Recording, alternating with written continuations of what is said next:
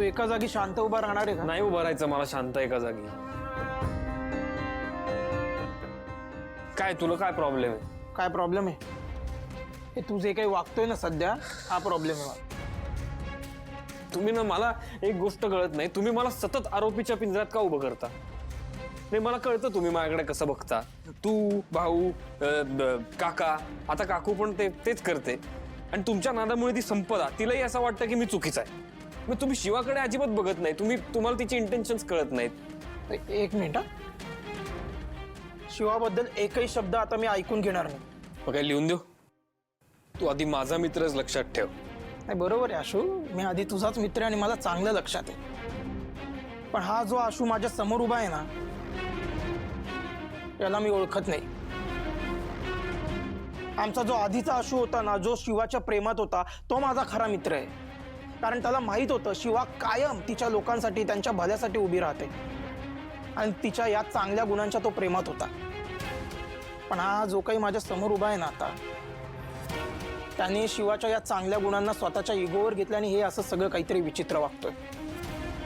तुला खरंच कळत नाही आशू, या सगळ्यात तुझं नुकसान होतंय ते.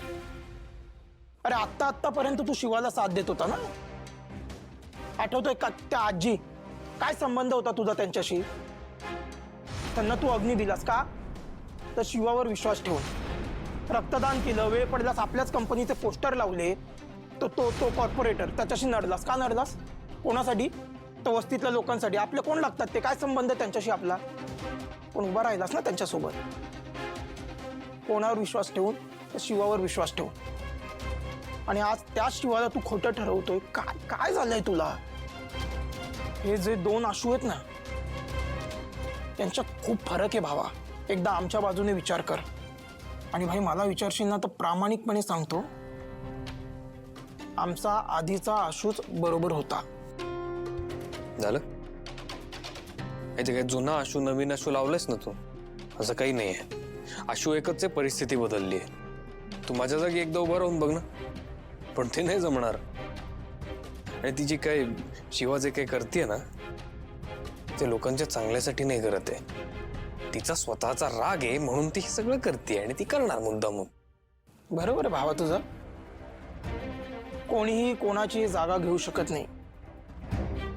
तसंच तूही शिवाची जागा घेऊ शकत नाही. म्हणून तुला कळत नाहीये की शिवा बरोबर येते.